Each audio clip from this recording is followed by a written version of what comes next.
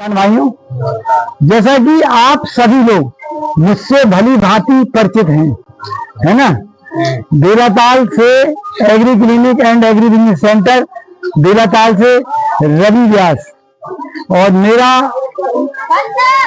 24 घंटा आप लोगों से व्यापार करना काम है। लेकिन मेरा एक उद्देश्य है कि क्यों ना मैं 12 महीने जब आपसे व्यापार करूं, 12 महीने में एक महीने जून से 30 जून तक हमारे प्रधानमंत्री, हमारे कृषि मंत्री महोदय एक कार्यक्रम भी चला रहे हैं। उस कार्यक्रम का उद्देश्य है कि हमारे किसान भाई खेतों में कम से कम रासायनिक खादों का प्रयोग करें, कम से कम कीटनाशकों का प्रयोग करें, कम से कम खरपतवार नाशकों का प्रयोग करें, क्योंकि लागत तो बढ़ रही है लेकिन आमदनी कम हो रही है। इस पर हम आपसे क्यों ना चर्चा करें। तो इसी संदर्भ में मैं आपके पास आया हूं और मैं प्रतिदिन एक गांव में जाता हूं 1 घंटे के लिए और चर्चा करता हूं आपके गोबर पर। मेरी चर्चा है आपके गोबर पर। आप देखेंगे कि आपके ही गांव में रास्ते में गोबर, जहां भी रोड है वहां सभी लोग किनारे गोबर डाल देते हैं, और वो गोबर में जब पानी बरसता है तो बहकर के जो उसके लाभदायक तत्व हैं वो सब बह के नाली में चले जाते हैं, और बाद में जो छाछ बचता है वो हम खेतों में डालते हैं। तो क्यों ना हम उस गोबर का सदुपयोग करें, क्योंकि हम गोबर का अगर सदुपयोग करेंगे तो हमारे जमीन की जो उर्वरा शक्ति है वो बढ़ेगी। जो हमारी मिट्टी बीमार पड़ रही है उसका स्वास्थ्य अच्छा होगा। हम आप क्यों खाते हैं काजू किशमिश, क्यों खाते हैं? अपने स्वास्थ्य की दृष्टि से। इसी प्रकार हम अपनी मिट्टी को एक अच्छा और पचा हुआ गोबर उपलब्ध कराएं। हो सकता है कि उसमें किसी के पैसे नहीं लगना है। अगर हम गोबर का उपयोग नहीं कर पा रहे हैं तो हमारी फसलों के जो अवशेष हैं, अवशेष तो सभी लोग जानते हैं ना, जो फसलों के अवशेष हैं वो अवशेष हम खेतों में या तो आग लगा देते हैं या हम उन्हें ऐसे ही फेंक देते हैं। उन फसल के अवशेषों को भी गड्ढे में डाल करके सड़ाएं और फिर खेतों में उसका प्रयोग करें तो हमें उससे बहुत लाभ होगा। अगर फसल के अवशेष नहीं है जिनके पास, तो हम हरी खाद, जैसे भैंसा की बुवाई करवाएं। भैंसा जानते हैं, इतनी फसल हो जाती और उसमें खेत में काट दो तो हरी खाद सन बिल्कुल सही है, तो वह हम खेत में कटवा दें। जब वह कटवा दें तो हमारे खेत में नाइट्रोजन पर्याप्त मिल जाए, और जब नाइट्रोजन पर्याप्त मिल जाए तो हमें उससे भी बड़ा लाभ हुए। तो हम जो डीएपी आज आप जा रहे, एक बोरी 1 एकड़ में डीएपी डाल रहे, सुनिए वो बात। दूसरे आदमी कह रहे हो मोई 50 किलो गल्ला बढ़ाने, तो उन्हें फिर 25 किलो उन्हें ज्यादा डाल दो। तो इस प्रकार से हम लोग डीएपी यूरिया कब तक बढ़ाएंगे? तो मैं इसी संदर्भ पे आपसे चर्चा करता हूँ। या हमारे गांव में कोई भी जानवर मर जाता है, जानवर मरा, हमने लिया रोड के किनारे फेंक दिया। अब जब रोड के किनारे फेंका तो उसे बदबू हुई, कुत्तों ने उठा करके हमारे दरवाजे में रख दिया, परेशान हुए हम आप। अगर हम उसी पशु को गड्ढा खुदवा करके गड़वा दें जमीन में और थोड़ा नमक डलवा दें तो 6 महीने में ऐसी खाद बनेगी 1 एकड़ जमीन के लिए। उसमें इतना जीवांश होगा कि शायद जो डीएपी आप 50 किलो डालते थे वो आपको 10 किलो डालना पड़े। तो आप अपने आप को पहचाने भाई। हम आप जिस प्रकार से अपने मनोरंजन के लिए ताश खेलते हैं सारे दिन, तो उसी प्रकार अगर हम 1 घंटे का समय निकाल करके अपने गोबर के लिए गड्ढे, फसल की अवशेषों के लिए गड्ढे खुदवाएं, और उनमें जो भी आपका पास लाही का भूसा नहीं है, चने का भूसा, मटर का भूसा, या फसलों की पेड़ पौधों की पत्तियां, नीम, कुछ भी हो आप सड़ा दीजिए और उसे आप खेत में प्रयोग करिए, आपको बड़ा ही लाभ होगा। आप देखेंगे आजकल हर गांव में जीवामृत बन रहा है। जीवामृत में क्या होता है? 10 किलो गाय का गोबर, 10 किलो गऊ का मूत्र और 1 किलो बेसन या कोई भी दाल का आटा, 1 किलो गुड़, एक ड्रम में हम 72 घंटे के लिए रख देते हैं, और 72 घंटे के बाद हमें इतने जीवांश वाला खाद मिल जाता है जिसकी कोई कल्पना नहीं की जा सकती है। आप अपने लिए कम से कम सारी जमीन में नहीं डाल रहे हैं, कम से कम 1 एकड़ जमीन में अपने खाने के लिए अनाज पैदा करिए। जब आप अपने खाने के लिए शुद्ध अनाज पैदा करेंगे अपने खाने के लिए, तो हम आप स्वस्थ रहेंगे और जो हमारी आने वाली पीढ़ी है वो भी स्वस्थ रहेगी। आजकल सबसे बड़ा समस्या है अपनी मिट्टी को स्वस्थ रखना, और मिट्टी को स्वस्थ गोबर के दम पर ही स्वस्थ रखा जा सकता है। सारे लोग हैं आजकल, कोई व्यक्ति जानवर नहीं पालता, खेती कर रहे जानवर नहीं पालते, तो हमें जानवर रखना पड़ेगा क्योंकि हम अधूरे हैं। जब तक हमारे पास पशु नहीं है तब तक हम अधूरे हैं, और पशु होना चाहिए।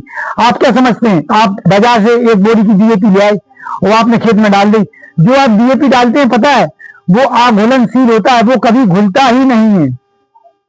डीएपी कभी घुलता ही नहीं है, लेकिन आप लाए और आपने डाल दो, उसमें से मात्र 10 किलो डीएपी आपके खेत को लगना है और पूरा डीएपी आपके खेत को ऊसर बनाएगी। इसके लिए आप पीएसबी कल्चर का प्रयोग करें, फास्फेट सोल्यूबल बैक्टीरिया, आप उसका प्रयोग करें। उससे क्या होगा कि जितना भी दाना खेत में पड़ा है वो दाना घुल करके हमारे पौधों को मिल जाएगा और हमारी खेती में जो ऊसर बन रही है या कड़ी हो रही है जमीन, वो मुलायम आएगा। लेकिन हम लोग कुछ नहीं करते हैं। हम आप लोग मत, अगर हम किसी गोष्ठियों में भी जाते हैं, चाहे हम जहां भी जाएं, तो मत हम लंच पैकेट की दृष्टि पर हमारी नजर रहती है। आप गलत हो तो बताइए आप कि लंच कब बटे और कब हम यहां से जाएं। हमें उस चीज को बदलना होगा। हमें वहां जाना है जहां हमें सही जानकारी खेती की मिले। आजकल बाजार में सभी लोग, कोई यहां से कान पकड़ रहा है, कोई घुमा के कान पकड़ रहा है, कोई सीधा कान पकड़ रहा है। पकड़ना आपको है, शोषण आपका होना है। बशर्ते आपको ये चीज पहचानना है कि कौन व्यक्ति हमारे साथ हमें सही जानकारी, सही उत्पाद हमें दे रहा है, हम उस तक पहुंचे। हम लंच के पैकेट के लिए इंतजार बिल्कुल ना करें। तो मेरा आपसे बस यही निवेदन है। दूसरी चीज, मैं आप लोगों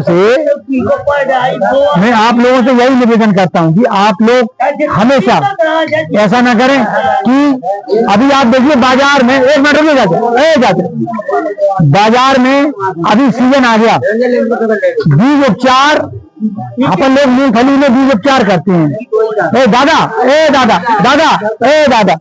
दादा सुनो तो, पहले हमारी सुन लो फिर अपनी सुनाइए।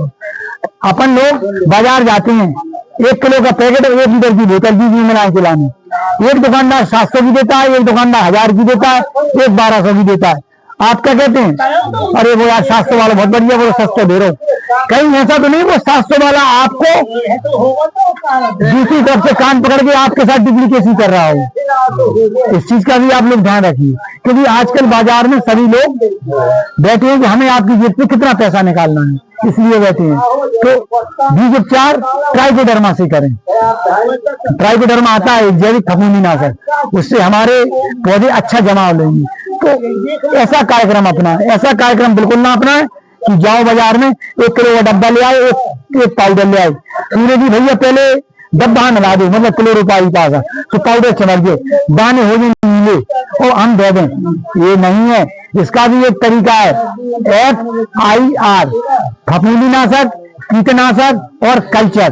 पहले फफूंदीनाशक मतलब पहले पाउडर, फिर कीटनाशक मतलब 1 किलो का डब्बा, और फिर कल्चर में जो पुड़ियां आती करिए अगर ये कलर निकल वगैरह, फिर उनको मिलाओ। इस तरीके से हर चीज का एक सिस्टम होता है। अगर सिस्टम ना होता तो जो हम खाना खाते हैं, हम ऐसा ना करते, पहले हम रोटियां खा लेते, बाद में हम सब्जी निकाल लेते। तो हर चीज का एक तरीका है, और हम किसी भी चीज को तरीके से अपनाएंगे तो तभी हमें लाभ होगा। बहुत से लोग बीज उपचार के लिए जाते हैं बाजार में, कहते हैं भैया मूंगफली की दवाई दे दो ताकि चिड़ियां ना खाएं।